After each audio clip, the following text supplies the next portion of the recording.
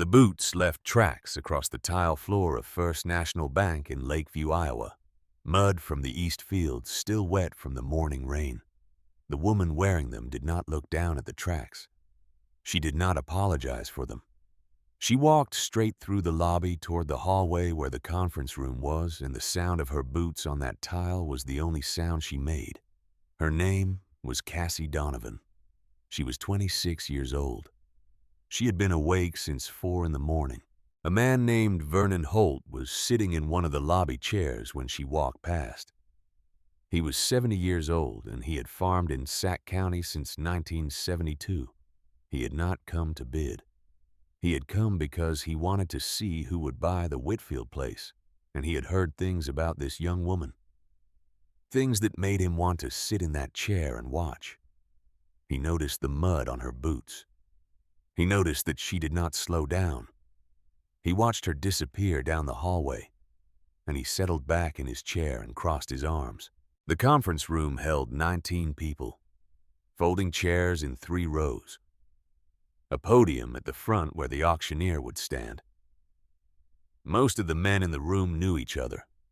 They were farmers from Sac County and the surrounding townships, men who had been buying and selling land in this part of Iowa for decades. There were 2 men in suits near the front who were not farmers. One of them was named Garrett Sims. He was 38 years old. He wore a navy suit and brown leather shoes that had never touched a field in their life. He worked for a company called Meridian Land Holdings out of Sioux Falls, South Dakota, and he had attended 14 farm auctions in the past 3 years, and he had won every single one of them. Cassie sat in the last row. She set a yellow legal pad on her lap and clicked her pen once. She did not look at Garrett Sims. She did not look at the other farmers. She looked at the front of the room and she waited. The property being sold that day was 280 acres of farmland, 8 miles east of Lakeview. It had belonged to a man named Walter Whitfield, who had died in August at the age of 79. Walter had farmed that land for 41 years. He had no children and no living spouse. His estate had passed to a distant nephew in Oregon who had never set foot in Iowa, and who had instructed his attorney to liquidate everything as quickly as possible. The attorney had arranged the auction. The land had been appraised at $4,200 per acre, making the total value approximately $1,176,000. It was some of the best dirt in Sac County. Everyone in that room knew it. What most of them did not know was that Cassie Donovan had walked every inch of those 280 acres that morning before the sun was fully up. She had driven out at 5, parked at the east gate, and walked the field borders alone in the gray early light. She had checked the tile outlets along the south fence. She had crouched at the edge of the creek and pressed her fingers into the soil and held them there. The dirt was dark and heavy, and it smelled the way good Iowa ground always smells in November, like cold iron and old rain. She had stood up and wiped her hands on her jeans and looked out across the field for a long time without moving. She already knew she was gonna buy it. The auction was just the formality. Roy Donovan had told her about the Whitfield place when she was 11 years old. He had driven her out one Saturday morning in his green Ford pickup, the one with the cracked passenger mirror that rattled on gravel roads. And he had parked on the county road and pointed through the fence at the field stretching away to the east. He said, "That is some of the finest ground in this county. You see the color of it, Cass? You see how dark it runs." She had pressed her face against the truck window and looked. He said, "Most people drive past this land every day, and they do not see it. They see a field. I see 40 years of good decisions sitting in that topsoil." Roy Donovan was not a large man. He was lean and weathered in the way that men who work outside in Iowa weather tend to get weathered skin, like old leather hands that looked like they belonged to someone twice his size. He farmed 320 acres of rented ground north of Auburn, and he ran a small cow and calf operation. and he knew more about the land in Sac County than any agricultural consultant or soil scientist who had ever driven through in a clean truck and taken samples in plastic bags. His knowledge was not the kind that came from textbooks. It was the kind that came from decades of watching and listening and being wrong and trying again. He kept a 3-ring binder on the shelf above the kitchen table. Brown cover faded the spine held together with a strip of electrical tape he had put there. Sometime in the early 90s. He updated it every week without fail, usually on Sunday evenings after supper, writing in a small, precise hand that Cassie had spent years learning to read. The binder contained everything: planning schedules and soil observations and notes on drainage patterns and records of what had worked and what had failed and why. It contained maps he had drawn himself field by field, with notations about soil type and tile lines and the behavior of water after heavy rain. It contained phone numbers and names and small observations about the character of the men he did business with. On the last page of the binder, in handwriting that was slightly different from the rest, slightly slower and more deliberate, Roy had written a list of 12 properties in Sac County and the surrounding area. Next to each one, he had written notes. Some said fair ground watching it. Some said overpriced, not worth it. Next to the entry for the Whitfield place, he had written something different. He had written, "Best soil I have walked in this county. Walter will not sell while he is living. When this land comes available, Cassie needs to be the one who buys it." She had found that page 4 days after the funeral. She had been sitting at the kitchen table alone in the house in Auburn, going through the binder the way she had gone through it 100 times before, and she had turned to the last page and read those 2 sentences and sat there for a long time without moving. Roy Donovan died on a Thursday morning in September of 2011. He was 51 years old. Pancreatic cancer diagnosed in April, gone by September. 5 months from the first doctor's visit to the burial in the cemetery outside Auburn. Cassie was 18. She had just finished high school that spring. She had been planning to study agriculture at Iowa State in the fall. She did not go. Her mother, a quiet woman named Diane who worked as a bookkeeper in Carroll, sold the cattle first, then the equipment. The rented ground went back to the landlords within 60 days. They moved from the farmhouse outside Auburn into a small house in town.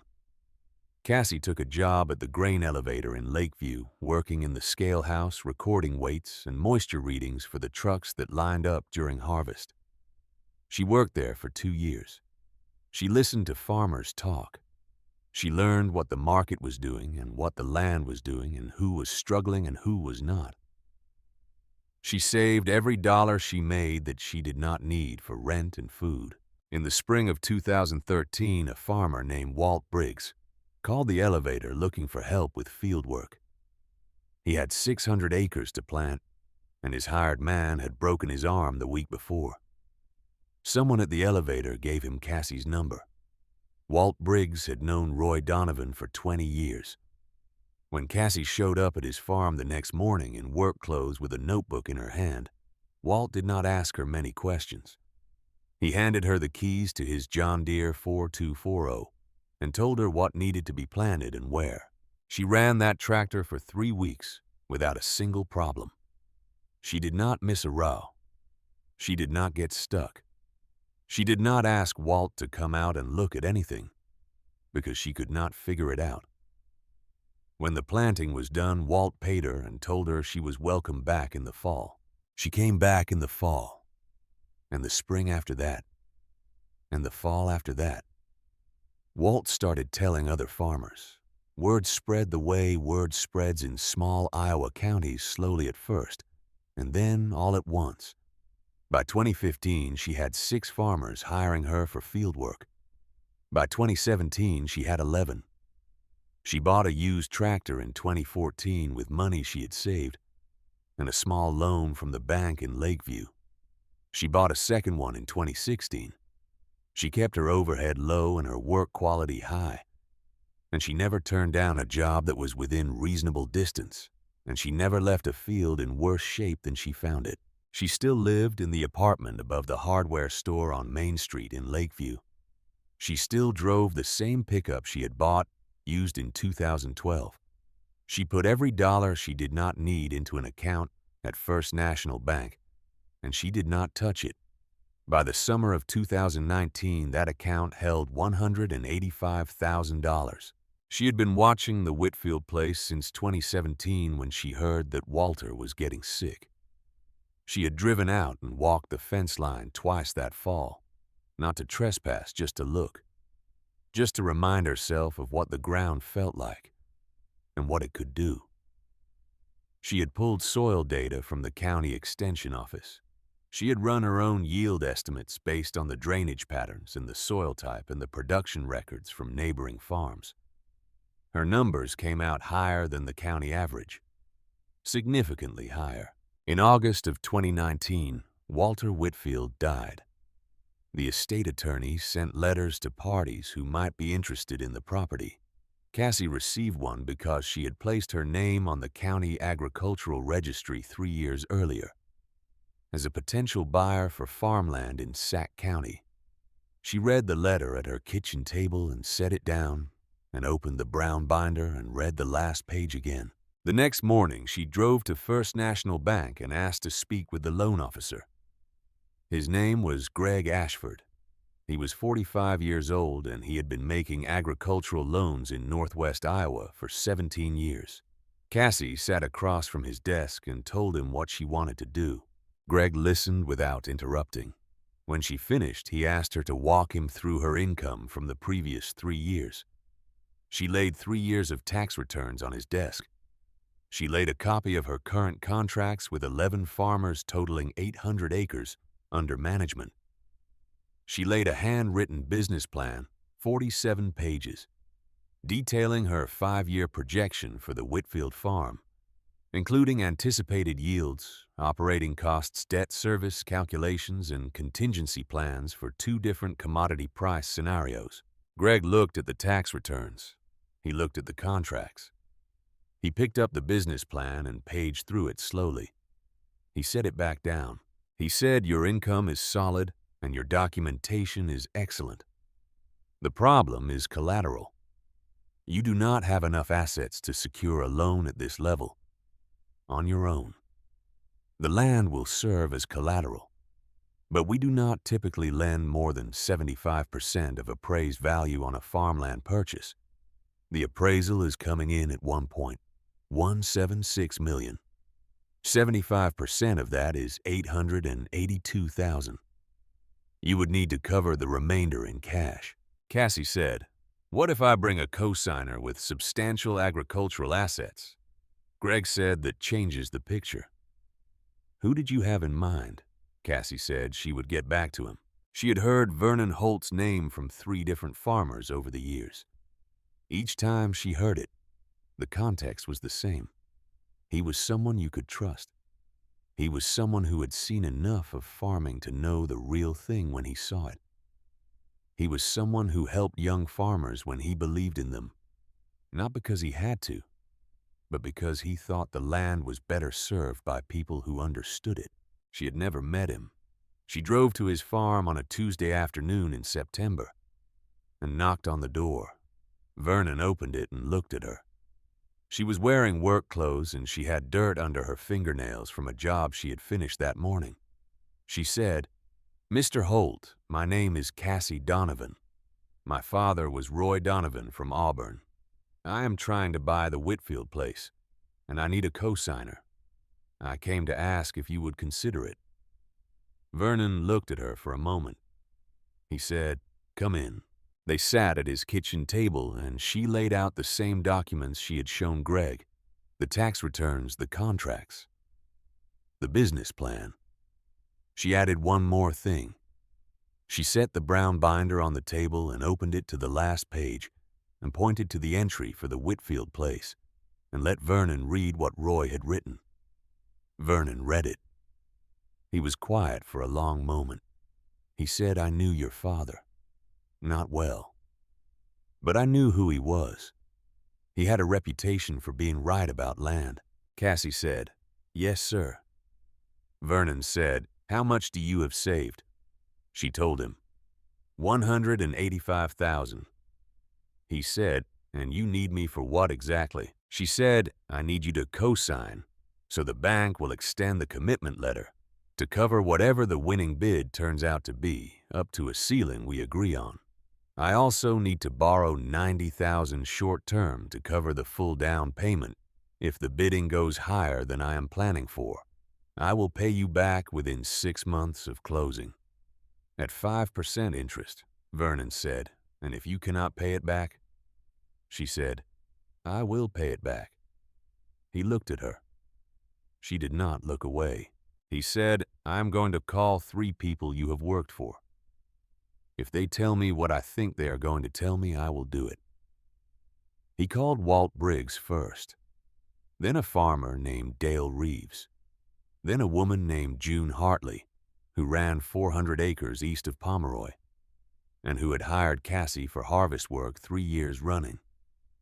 All 3 of them said the same thing in different words. "She knows the land. She works hard. She does not cut corners. She is the best operator I have hired in years." Vernon called Cassie back the next morning. He said, "Set up the meeting with the bank." The commitment letter from First National Bank authorized borrowing up to $1,375,000. Greg printed it and handed it to Cassie across his desk. She folded it and put it in the inside pocket of her canvas jacket without saying anything. On the evening of November 6th, 2019, 4 days before the auction, Cassie was at the kitchen table reading through the binder when she heard footsteps on the outside stairs. It was just past 7. The knock on her door was hard and unhurried, the knock of someone accustomed to people opening doors for them. She opened it. The man standing on the landing was wearing a navy suit. He was taller than she expected, and he smelled like hotel soap and rental car air conditioning. He held a business card between 2 fingers and extended it toward her. He said his name was Garrett Sims. He said he was with Meridian Land Holdings. He said he was going to be bidding on the Whitfield property at the auction on Monday, and he wanted to have a conversation. Cassie took the card. She looked at it. She did not invite him in. He said that Meridian had significant resources and a strong relationship with several institutional lenders in the region. He said that they intended to win the Whitfield auction. He said it was not personal. It was simply a matter of capital and scale. He said he had heard she was also planning to bid, and that he wanted to save them both some time and trouble. He reached into his jacket and took out an envelope. He said, "We are prepared to offer you $40,000 to withdraw your bid before the auction." That is $40,000 for doing nothing. For a young woman in your position, that is a meaningful sum. Cassie looked at the envelope. She looked at Garrett Sims. She said no. He put the envelope back in his jacket. He smiled the way a man smiles when he has already decided how something will end. He said, "I have to be honest with you. Financing a purchase at this level requires a very specific kind of institutional confidence. We have relationships at several banks in this region. A co-signed commitment letter from a rural savings institution is a different thing than the kind of capital backing we bring to a transaction. I would hate to see you walk into that room on Monday and find that your position is not as secure as you believe it to be." Cassie said nothing. She looked at him and waited. He said, "Think about it over the weekend. My number is on the card." She closed the door. She stood in her kitchen for a moment. Then she sat down at the table and took out a small spiral notebook from the kitchen drawer and wrote down everything Garrett Sims had said, every word she could remember in the order he had said it. She wrote the time and the date at the top of the page. When she finished, she read it through once, then walked downstairs and knocked on the door of the hardware store owner's apartment. His name was Frank Decker. He was 63 years old, and he had lived in that building for 22 years. She asked him if he had heard anything from upstairs in the last few minutes. Frank said he had heard voices. He said he had heard a man's voice fairly loud. He said he had not been able to make out the words through the ceiling. She asked him if he would be willing to write down what he had observed and sign it. Frank looked at her. He said, "Cassie, what is going on?" She told him. Frank sat down at his kitchen table and wrote 3 sentences on a piece of lined paper. He described hearing an unidentified male visitor at Cassie Donovan's apartment above his residence on the evening of November 6, 2019. He wrote the time. He signed his name. Cassie thanked him and took the paper back upstairs and folded it inside the spiral notebook and put the notebook in the drawer beneath the brown binder. That night, she did not sleep much. She lay in her bed and thought about her father standing at the fence line of the Whitfield place when she was a child, pointing at the color of the soil, telling her to see what other people drove past without seeing. She thought about him going to that farm in 1998 when she was 5 years old and trying to buy it and being turned away. She thought about him sitting at the kitchen table that evening and opening the binder and writing something in it without saying a word to anyone. She understood now what he had written and why. She got up before 4 and drove out to the Whitfield place in the dark. She parked at the east gate and climbed through the fence and walked into the field. The ground was soft from the rain that had come through the night before. She walked to the middle of the field and stopped. The sky was beginning to lighten in the east, a thin gray line above the tree line. She knelt at the edge of a bare patch where the grass had worn away and pressed one palm flat against the ground. The cold came through immediately, not unpleasant, expected. The kind of cold that means the soil is holding moisture the way it should. She stayed like that for a long moment, then stood. She wiped her hand on her jeans. She walked back to the truck and drove to Lakeview and walked into First National Bank with mud on her boots, and she did not apologize for any of it. Vernon Holt watched her walk down the hallway. He uncrossed his arms and leaned forward slightly in his chair. The auctioneer's name was Paul Mercer. He had been calling auctions in northwest Iowa for 28 years. He stood at the podium and explained the terms in the flat, efficient way of a man who had said the same words several hundred times. The land would sell in one parcel. 10% down today. Balance due at closing in 30 days. Possession March 1st of the following year. He said bidding would open at $900,000. A farmer named Dwayne Rep raised his card. He was 57, and he had been farming in Sac County for 30 years. And he had arranged financing specifically for this auction. He went to $900,000 without hesitation. The bidding moved. It went to $950,000, then $1 million, then $1,050,000. Garrett Sims raised his card at $1,075,000. The room shifted. People turned to look at him. Corporate money had a different gravity in a room like this, and everyone could feel it. Dwayne went to $1,100,000. Sims went to $1,150,000. Dwayne bid $1,175,000. Sims went to $1,200,000. Dwayne sat back in his chair and did not raise his card again. That was his ceiling, and he knew it. Paul said, "I have $1,200,000. Do I have $1,225,000?" No one moved. Paul said, going once at $1,200,000. The card went up from the back row. Paul stopped. He looked at Cassie. He said, "The lady in the back, ma'am, you are bidding $1,225,000. She said, "Yes." Garrett Sims turned around in his chair. He looked at her for the first time since walking into that room. He said, "Do you actually have financing for this?" She looked at him. She said, "That is not your concern." Sims turned back to Paul. He raised his card. $1,250,000. She said, $1,275,000. Sims said, $1,300,000. She said, $1,325,000. He stood up. He looked at her across the 3 rows of folding chairs, and he said, "This is not going to end the way you think it is." She looked at him. She said nothing. He said $1,350,000. She said $1,375,000. Garrett Sims looked at her for a long moment. Then he turned to the man sitting beside him and said something quietly.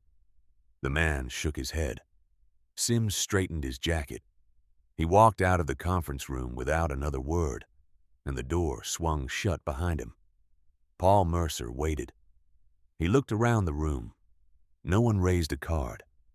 He said, "I have $1,375,000 from the lady in the back row. Going once, going twice." He said the word "sold." The room was quiet for a moment. Then it was not. Cassie walked to the front of the room. She took her checkbook from the inside pocket of her canvas jacket. She wrote a check for $137,500. She handed it to the estate attorney. She signed the purchase agreement. She took her copy, and she walked out. Her boots left more tracks on the tile. Vernon Holt was standing in the lobby when she came out. He looked at her face. He said, "How much?" She said, $1,375,000. He nodded slowly. He said, "And Sims," she said. And he left. Vernon was quiet for a moment. Then he said, "Your father was right about that land." Cassie said, "I know." She pushed through the glass door of the bank and walked out into the cold November air and stood on the sidewalk for a moment. The fields east of town were brown and flat and still under a sky the color of old iron. Somewhere out there 8 miles away, 280 acres of dark Sac County soil was waiting. She got in her truck. She drove back to the apartment above the hardware store. She went upstairs and sat at the kitchen table and looked out the window at the gray Iowa sky. That was all she needed to know. The closing happened on December 11th, 2019. Cassie drove to the title company in Lakeview alone, signed her name 31 times on 31 different pages, and walked out holding a deed with her name on it. She sat in her truck in the parking lot for a few minutes without starting the engine. Then she drove to the hardware store, went upstairs, made coffee, and started planning the spring. She took possession of the Whitfield farm on March 1st, 2020. The ground was still frozen. She walked the fence line that first morning slowly without rushing, paying attention to everything. She checked the tile outlets. She walked the creek bed.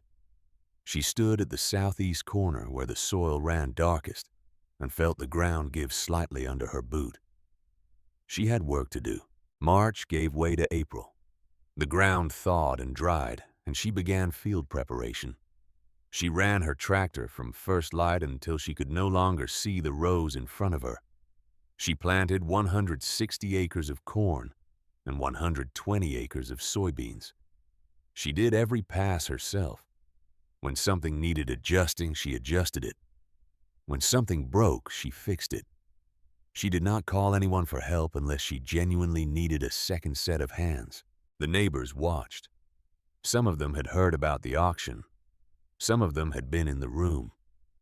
A few drove past slowly on the county road to see who was running the equipment on the Whitfield ground. What they saw was a young woman who knew what she was doing. What none of them saw was what happened at night when Cassie sat at the kitchen table in the apartment above the hardware store and ran the numbers again and again, checking her loan balance against her projected income, calculating the margin between what she owed and what the harvest might bring. Lying awake in the small hours thinking about the things that could go wrong. The loan payment was due in January. The harvest would come in October. 5 months of open air between those two dates, and anything could happen in 5 months. A wet fall could delay harvest and damage yield. A price drop at the elevator could cut her income by 20%. An equipment breakdown at the wrong moment could cost her a week of field work she could not afford to lose. She knew all of this. She had written it into the business plan. the contingency scenarios, the downside projections. She had planned for it. But planning for a thing and living through it are not the same. She planted the last soybean field on May 9th. She parked the planter, washed it down, and went inside. She heated up soup from a can and ate it standing at the counter. Outside the window, the fields east of the county road were quiet in the evening light.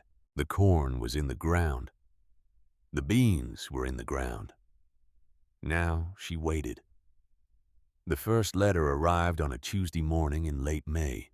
Cassie was at the elevator when Frank Decker called her. He said a certified letter had come for her that morning, slipped under the apartment door. He had picked it up off the floor when he went to check the mail, and he thought she would want to know. She drove back to Lakeview and went upstairs.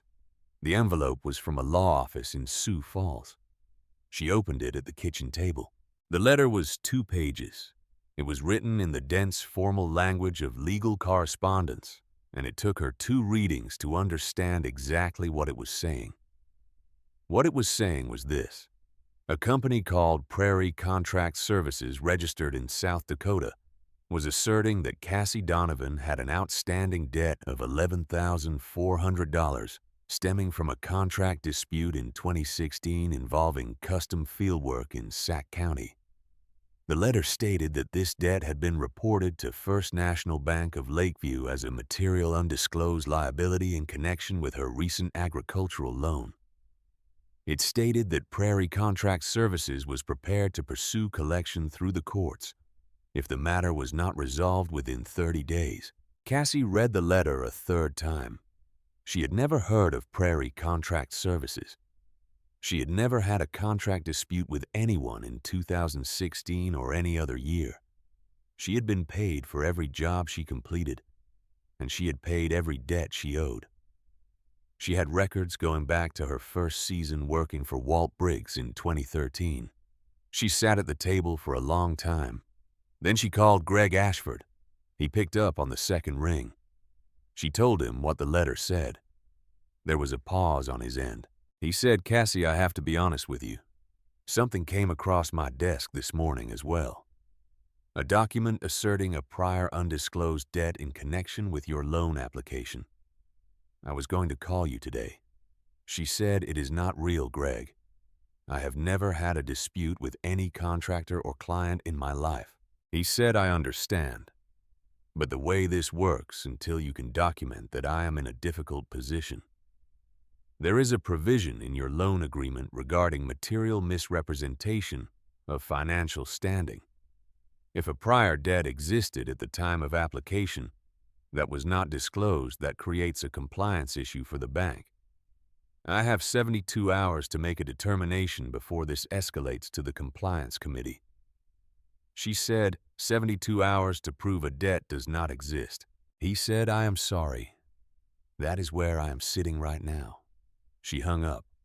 She opened the brown binder, not because she expected to find an answer there, but because it was what she did when she needed to think clearly. She turned pages without reading them, running her thumb along the edge of the paper, feeling the texture of it. Her father had touched every one of these pages. His handwriting was on every line. She stopped on a page from 2009. It was a list of farmers her father had done business with or observed doing business. Next to each name were notes, short, precise, the way he wrote everything. Next to the name Harold Vance, he had written, "Good man, pays in cash, keeps every receipt in a blue metal box behind the fertilizer shed. Does not trust banks, highly recommended." She read the note twice. Harold Vance had hired her in 2015 and again in 2016. He had paid her in cash both times, which was not unusual among older farmers in that part of Iowa, who had grown up before direct deposit existed. She had given him a handwritten receipt each time and kept a carbon copy in her own records. But her copy was a carbon, not the original. The original was with Harold. Harold had died in February of 2017. His wife, Norma, still lived on the farm outside Pomeroy. Cassie closed the binder. She put it under her arm and walked downstairs and got in her truck. It was a 40-minute drive to Pomeroy. She made it in 35. Norma Vance was 71 years old. She answered the door in a housecoat and looked at Cassie the way countrywomen look at unexpected visitors, cautious but not unfriendly. Cassie said, "Mrs. Vance, my name is Cassie Donovan. I worked for your husband in 2015 and 2016. I am sorry to come without calling. I need to ask you about something." Norma said, "I remember you. Harold talked about you. He said you ran the combine better than men who had been doing it 20 years. Come in." They sat at the kitchen table. Cassie explained the situation as plainly as she could. A false debt was being used to threaten her loan. The debt was being attributed to work she had done in 2016. Harold had been one of the clients she had worked for that year. She needed the original receipt if it still existed. Norma listened without interrupting. When Cassie finished, Norma was quiet for a moment. She said Harold kept everything. That was one thing about him. He kept every piece of paper that ever came into this house. His system drove me half crazy for 40 years, but he never once threw anything away. She stood up and put on her coat. She said, "Come with me." They walked across the yard to a low outbuilding behind the fertilizer shed. Norma unlocked it with a key she kept on a ring in her coat pocket. Inside it was cold and smelled of old oil and dust. Against the back wall were shelves holding labeled metal boxes, blue one for each year going back to the early 1980s. Norma found 2016 without hesitating. She took the box down and opened it on the workbench. Inside were envelopes sorted by month. She went to September and August and ran her finger through the papers. She pulled out a folded receipt and handed it to Cassie. Cassie unfolded it. It was the original. Her own handwriting from 4 years ago. The date, the amount, the description of services, Harold Vance's signature at the bottom. Paid in full. She stood in that cold outbuilding holding the paper with both hands, and she did not say anything for a moment. Norma said, "Is that what you needed?" Cassie said, "Yes, ma'am. That is exactly what I needed." She had 9 other clients from 2016 to account for. 6 of them she reached by phone that evening. All 6 had their records and confirmed what she already knew. 2 more she reached the following morning. 1 kept electronic records and emailed her copies within the hour. The other drove to Lakeview personally and handed her the originals across her kitchen table without asking why. The 9th was a retired farmer named Earl Boone, who had moved to a care facility in Fort Dodge after a stroke in 2018. His daughter answered when Cassie called. The daughter knew where her father kept his financial records and drove to his farm and found the receipt in a filing cabinet in the back bedroom and scanned it and sent it to Cassie's email before noon. By 7 o'clock on the second evening, Cassie had documentation for every payment made to her in 2016. She organized it into a single folder with a cover page listing each transaction, the date, the amount, and the corresponding documentation. She made 2 copies. She took 1 copy to Greg Ashford the following morning. She set it on his desk without sitting down. She said every payment made to me in 2016 documented and verified. There is no debt. There never was a debt. Someone created a document and attached a name to it that does not exist in any legitimate business registry in Iowa or South Dakota. I checked. Greg opened the folder and began reading. He was quiet for a long time. He said, "Cassie, I owe you an apology. I should have pushed back harder when this came across my desk before I called you. The compliance process is what it is, but I let urgency override judgment." She said, "What I need to know is whether my loan is secure." He said, "Yes." "Based on what you have given me, absolutely yes. This documentation is thorough. I'm going to note this in the file. She said, I need you to do something else. I need you to look at who submitted that document to your office. The name of the firm, the contact information, the method of submission. I need to know if it came through a channel with any connection to Meridian Land Holdings or Garrett Sims. Greg looked at her. He said, that is a significant ask. She said, I know, but if someone used your bank as a tool to try to destroy a legitimate loan agreement, you have a right to know that too. He was quiet for a moment. He said, give me until end of day. She left the second copy of the documentation with an attorney named Diane Fletcher in Carroll, who handled agricultural contract law. She did not hire Diane to do anything yet. She just needed a record in a second location with a professional who understood what she was looking at. She drove back to Lakeview and went out to the Whitfield farm and walked the east field for an hour. The corn was up, pale green rows stretching away in the early June light, young and fragile and full of potential.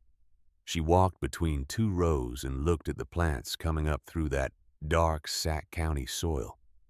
They looked the way her father had taught her to look for them to look, upright, even color.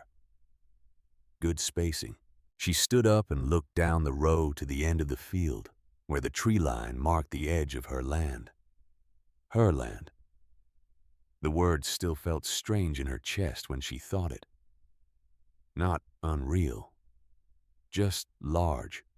Larger than anything she had carried before. Greg called her at 4:30 that afternoon. He said the document asserting the debt was submitted to the bank by email from an address registered to a firm called Cedarline Compliance Associates in Sioux Falls. Cedarline Compliance Associates was registered as a South Dakota LLC in March of 2019. The registered agent is a man named Thomas Creel. Thomas Creel has also served as registered agent for 6 other LLCs in South Dakota over the past 4 years. One of those LLCs is a logistics company whose sole client based on public filings is Meridian Land Holdings. Cassie said, so it connects directly to Meridian. Greg said it connects to someone who does business with Meridian. That is not quite the same thing in a legal sense, but in a practical sense. She said in a practical sense it is the same thing. He said yes. I think it probably is. She said, are you going to report this? He was quiet for a moment. He said, I have an obligation to report potential fraud attempts against this institution. That is not discretionary. She said, then do it. She hung up and sat in the truck in the parking lot of the elevator and looked out at the grain bins rising against the late afternoon sky. She thought about Garrett Sims standing on her landing in November with his hotel soap smell and his envelope of cash and his certainty that she would eventually come to her senses. She thought about the way he had smiled when she said no, like her refusal was a temporary condition that would correct itself once she understood the situation better. She pulled the spiral notebook from the glove box, the one where she had written down every word of that conversation the night it happened. She held it for a moment without opening it. Then she put it back and started the truck. The summer moved the way Iowa summers move, hot and slow and loud with insects by mid-July. Cassie worked the land every day and watched the corn. She walked the rows twice a week early, before the heat set in, checking the canopy and the stalk color, and the way the leaves moved in the morning air. One evening in late July, Walt Briggs drove past on the county road and stopped his truck at the gate and looked out at the field for a long moment without getting out. Then he drove on. She did not need him to say anything. She knew what the field looked like and she knew what he was seeing. She did not hear from Garrett Sims. She did not hear from anyone at Meridian Land Holdings. She did not know what Greg's compliance report had produced, and she did not ask. She had her documentation and her attorney, and she focused on the work in front of her. The corn grew tall. The beans filled out. July became August, And August became September, and the fields began to turn. It was the third week of September when Vernon called her. He said he had heard something from a contact at the Iowa Secretary of State's office. He said it was not official, and she should take it as what it was, which was one old farmer passing along what he had heard. What he had heard was that Meridian Land Holdings was under review by the Iowa Division of Banking and the Secretary of State's office for a pattern of conduct involving agricultural loan interference. The review had been triggered by a report from a financial institution in Sac County. She said, "How many properties?" He said, from what he understood, the Whitfield farm was not the first. He said it might not have been the second either. She sat with that for a moment. She said, "Vernon." He said, "Yeah." She said, "Thank you for everything." He said, "Your father would have done the same for me." She set the phone down and walked out to the field. The corn was ready. Another 2 weeks, maybe 3, and she would start the harvest. The ears were heavy and the stalks were dry, and the whole field moved slightly in the September wind, a sound like paper being slowly turned. She stood at the edge of the field and listened to it.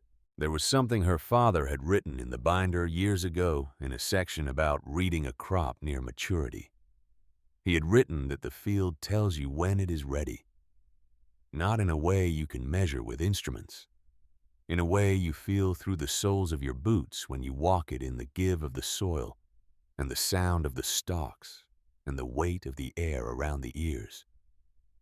He had written that you have to be patient enough to listen. She had been patient, 8 years of it, and the field was telling her now. She thought about what Vernon had said, a pattern of conduct, other farms, other loans, other people without corporate lawyers who had received letters from Cedarline Compliance Associates or some other shell company with a clean name and a registered agent serving 6 different LLCs out of a Sioux Falls office building. She thought about how many of them had not had a blue metal box behind a fertilizer shed. How many of them had not had Roy Donovan's notes in a binder, pointing them exactly where to go. She walked back to the truck. She sat behind the wheel and did not start the engine for a while. She thought about him going to the Whitfield farm in 1998 with a price in his head and hope in his chest, and coming home with neither. She thought about him sitting at the kitchen table that night and writing in the binder, not bitterly, not with defeat, but with the quiet patience of a man who understood that the right time and the wrong time were not the same time, and that you had to be ready for both. He had not been saving that land for himself. He had been saving the knowledge of it for her. She started the engine. 3 weeks. The harvest came in the first week of October. Cassie started on the corn at 6 in the morning on a Tuesday, the sky still gray at the edges when she climbed into the combine cab and fired the engine. The machine shuddered awake beneath her, and she sat for a moment with her hands on the controls and looked out at the field through the glass. The stalks were dry and the ears were heavy, and the whole 160 acres of it was waiting. She put the combine in gear and drove it into the first row. She worked for 11 hours that first day without stopping except to transfer grain to the cart. She ate a sandwich in the cab at noon without cutting the engine. The yield monitor climbed through the afternoon, and by the time she pulled out at dusk, the numbers were running better than she had projected, better than the county average, better than anything the Whitfield ground had posted in the records she had pulled from the extension office. She finished the corn on the 4th day. Then she moved to the beans. The soybeans took 5 more days.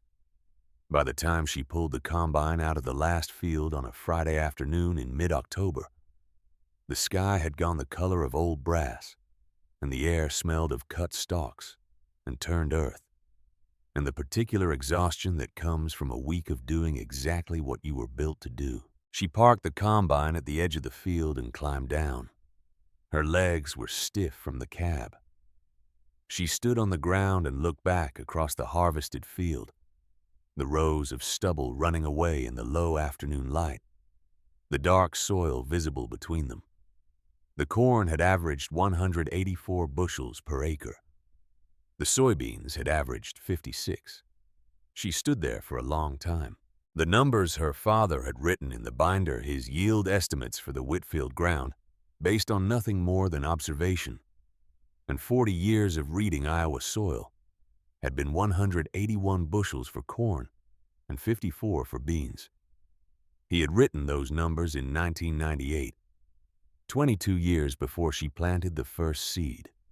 She had beaten his estimates. She did not cry. She just stood there in the harvested field in the October light and let the weight of that settle into her chest and stay there. Walt Briggs called that evening. He had heard from someone at the elevator what her numbers were. He said your father would have been very satisfied with that. She said, I think so too. She lay in bed that night and stared at the ceiling. The loan payment was due in January. She had already run the numbers. After expenses and loan service, she would clear somewhere between $62,000 and $68,000 on the first year. She would make her payment. She would start the next year with more equity and more credibility, and a season of proven production behind her. It was not a fortune, but it was a foundation. She turned on her side and closed her eyes and slept better than she had slept in months. 3 days after harvest, on a cool Monday morning, Cassie drove out to the Whitfield farm to do post-harvest field checks. She walked the tile outlets and noted where the soil had compacted and where it had held well. She walked the creek bank and checked the drainage in the southwest corner. She took her time. There was no urgency now. The season was done and the land was resting. She had been through the farmstead buildings twice since taking possession in March, but she had not done a thorough inspection of the oldest structure on the property. It sat at the back near the tree line, lower than the other buildings, with walls built from lumber that had been cut and fitted by hand. The kind of structure that gets built once and then outlasts everything around it. She tried the door and found it unlocked. The hinges were stiff and the door dragged on the dirt floor when she pushed it open. Inside it was cool and dim, lit only by what came through 2 small windows clouded with dust. The walls were lined with old shelving holding mason jars and coiled rope and coffee cans full of hardware. The smell was oil and sawdust and time. She walked slowly along the shelves, not looking for anything in particular, just taking inventory. Near the back, she found a wooden workbench. Above it, mounted to the wall, was a piece of pegboard holding hand tools arranged with the care of someone who had used them regularly and expected to use them again. She was turning to leave when she noticed something on the frame of the small rear door built into the back wall. It was the kind of low-access door old farmsteads used for the root cellar. Below half the height of the main entrance, clearly original to the structure. She stepped closer. It was a signature, written in pencil, faded but legible. The letters were deliberate, the hand of someone who wrote carefully, Roy T. Donovan. Below the signature, in the same hand, September 14th, 1998. She stood in front of it for a long time without moving. Her father had been in this building. He had stood in this exact spot, in front of this small door, and he had taken a pencil from his pocket and written his name on the frame. Not carelessly. The way a man marks a place he intends to return to. The way someone leaves a signature that says, I was here, I saw this, I knew what this was. She was 5 years old in September of 1998. Roy had driven out to the Whitfield farm alone the day he went to ask Walter about buying the land. The day Walter said no. He had come inside this building. He had stood here and written his name and the date, and then gone home and sat at the kitchen table and written in the binder.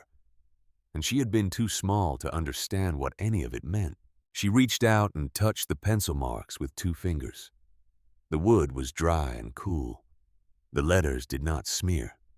Pencil on old wood, 22 years, still there. She thought about a man of 38 years old standing in this same building looking at these same walls, already knowing what the land could do and unable to buy it, and writing his name down anyway because he needed to leave something of himself in this place, even if he could not yet own it. She thought about him driving home and opening the binder and writing her name next to the entry for the Whitfield place instead of his own. She sat down on the dirt floor of that old building, her back against the workbench, and she held her knees to her chest, and she let herself cry. Not for long, not dramatically. Just the quiet release of something that had been carried for a very long time. The feeling of a circle closing, of a long arc of intention, finally reaching its end. After a while, she stopped. She wiped her face on the sleeve of her jacket. She looked up at the small window above the workbench. The light coming through it was thin and gold, the particular October light that finds its way into old buildings and makes everything inside look like it has been waiting. She got up. She took one more look at her father's signature on the doorframe. Then she walked out into the cool morning air and stood in the yard. The stubble ran in even rows all the way to the tree line. The soil between the rows was dark and quiet. In a few months she would work it and plant it again, and the whole cycle would begin over the way it had begun over on this land for 100 years before she ever set foot on it. She walked back to her truck and sat behind the wheel without starting the engine. She picked up the brown binder from the passenger seat and held it in her lap. Not open, just held it. The cover was worn at the corners and the spine still held by the strip of electrical tape her father had put there 30 years ago. She thought about all the Sunday evenings he had sat at the kitchen table writing in it. She thought about what it had cost him to write her name on that last page and not his own.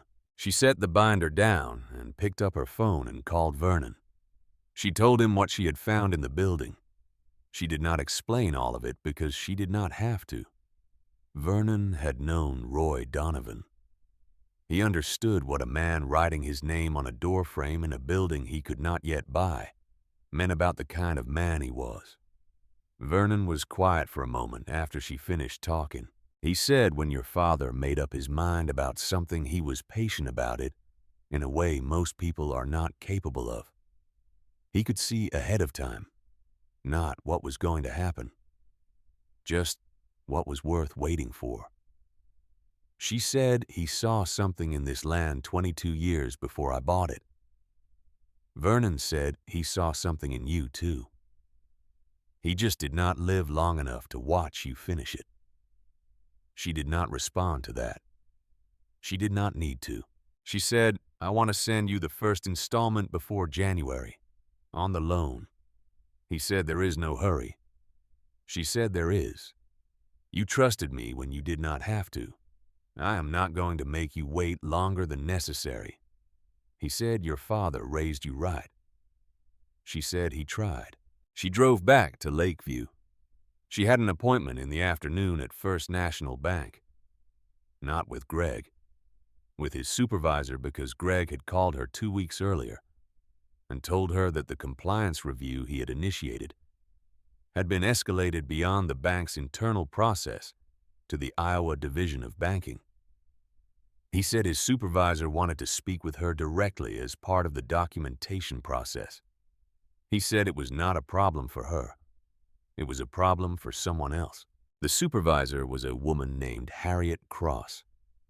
She was 58 years old, and she had the manner of someone who had spent 3 decades doing careful work and did not have patience for people who did not do the same. She shook Cassie's hand across the conference table and asked her to walk through the events from the time she received the letter in May to the time she delivered the documentation to Greg. Cassie walked her through it. She brought the folder of documentation, all 9 verified payment records from 2016. And she brought the spiral notebook with the written account of Garrett Sims' visit to her apartment in November of 2019. She had not brought the notebook to the bank before, She brought it now because Harriet had specifically asked if she had any contemporaneous records of interactions with anyone connected to Meridian land holdings. Harriet read the notebook account. She read it twice. She asked Cassie to confirm that she had written it on the evening of November 6th, 2019, and that Frank Decker's statement was also from that same evening. Cassie confirmed both. Harriet said, and Mr. Decker is still available to corroborate. Cassie said he lives directly below my apartment. He has lived there for 22 years. Harriet closed the notebook and set it on the table. She said, I want to be clear about what I can and cannot tell you. The Division of Banking investigation is ongoing, and I am not able to discuss its specifics or projected outcomes. What I can tell you is that the documentation you have provided is significant, and that it is part of a larger picture that this office and others are currently examining. You are not under any obligation or exposure here. You acted correctly at every stage. Cassie said how many other farms. Harriet looked at her. She said, I am not able to answer that. The way she said it was its own kind of answer. Cassie nodded. She stood and shook Harriet's hand and collected her documents and walked out. Frank Decker was locking up the hardware store when she got home that evening. He looked up when she pulled in. He said, How did it go? She said, I think it went where it needed to go. He said, Your father would have wanted you to fight it the right way. She said, Did you know him? Frank said, I knew who he was. Everyone knew Roy Donovan. He came in here for hardware 2-3 times a year. Never bought more than he needed. Always paid cash. He shook your hand when he came in and shook it again when he left. That is the kind of man people remember. She stood on the sidewalk in the cold October evening and thought about that. She said, Thank you, Frank, for signing that paper last November. You did not have to do that. He said, Of course I did. He went inside. She went upstairs. She made coffee and sat at the kitchen table with a notepad and a pen and thought about what came next. The first year was done. The debt service was manageable. The yield numbers were real and they were on record. She had built it from exactly what her father had left her. A set of observations, a map, and the kind of knowledge that does not exist in a database anywhere, because it was accumulated over a lifetime of walking the same fields in the same county, in every kind of weather. She thought about expansion. Not fast, not recklessly. The way her father had thought about everything in the long frame looking 10 years out, instead of one asking what would still be true when the short-term noise had settled. She turned to a blank page and began writing. Not numbers yet, just names. Parcels she had observed over the past several years that she thought were underperforming. Ground that was being farmed adequately, but not excellently by men who were aging out of the work, or by corporate operators running standardized programs on land that needed individual attention. She filled most of the page. Then she closed the notepad and looked at the binder on the shelf above the table. The brown cover faded. The electrical tape holding the spine. 40 years of her father's handwriting inside, and one entry on the last page that had changed the direction of her entire life. She turned off the kitchen light and went to bed. In January, Cassie made her first loan payment 3 weeks early. She sent a separate payment to Vernon for the short-term loan, the full amount, plus interest with a handwritten note that said simply, Thank you for your trust. Vernon called when the check arrived. He said you did not have to add the interest. She said we agreed on 5%. He said I would have forgiven it. She said, I know. That is why I paid it. He was quiet for a moment. Then he said, What is your plan for next spring? She said, 160 corn, 120 beans again. Same fields. I want another year of data on the rotation before I change anything. He said, smart. She said, my father wrote that you should not change a rotation that is working until you have at least 3 years of consistent yield data. He said 1 good year could be weather. 3 good years is the land telling you something. Vernon said your father wrote that, she said, page 47 of the binder. He laughed. It was the laugh of someone who had spent a long time waiting for something to make sense, and had finally heard it explained in a language he already knew. He said, I want to come out and see the Whitfield ground in the spring if you will have me. She said, I would like that. The investigation into Meridian land holdings became public record in the spring of 2021, 16 months after the Whitfield auction. The Iowa Division of Banking and the Secretary of State's office jointly announced a consent order against the company for a pattern of deceptive practices in connection with agricultural land acquisitions in 4 Iowa counties. The practices involved the use of shell companies to submit fraudulent debt claims to financial institutions in order to destabilize loan agreements held by competing bidders. Meridian Land Holdings was fined $380,000 and prohibited from participating in agricultural land auctions in the state of Iowa for 5 years. Garrett Sims was named in the order as the individual responsible for directing the conduct. He was barred from serving as a principal or agent in real estate transactions in Iowa indefinitely. Cassie read the announcement on a Tuesday morning in April of 2021. She was sitting at the kitchen table with coffee. She read it through once. She sat for a moment with the screen still open, the pale morning light coming through the window behind her laptop. She thought about Garrett Sims standing on her landing a year and a half ago with his envelope and his certainty that she would eventually understand the situation better. She thought about the other farms, the ones Harriet Cross had not been able to name, the ones where there had been no blue metal box and no binder pointing the way. She thought about what it had cost some of those people. Then she closed the laptop. She picked up her jacket and her keys and went downstairs. Spring planting was 2 weeks away. The ground had dried enough to work, and she had been running field preparation for 4 days. She drove out to the farm and parked at the east gate and walked into the prepared field. The soil had been tilled recently, and it was dark and loose, and it smelled the way prepared ground smells in April, like something that has not yet had a chance to go wrong. She walked to the middle of the field and stopped. She did not kneel down. She just stood there and looked at it. She knew what it was. She had known for a long time. 280 acres, her name on the deed, her father's knowledge in her hands. She looked east. The tree line at the far edge of her land caught the early light in a way that made the bare branches glow the first faint green of new leaves just beginning to show. She picked up the brown binder from under her arm and held it for a moment. Then she turned and walked back to the truck. Dwayne Repp saw her at the co-op in Lakeview a few weeks after planting. He had been in the room at the auction.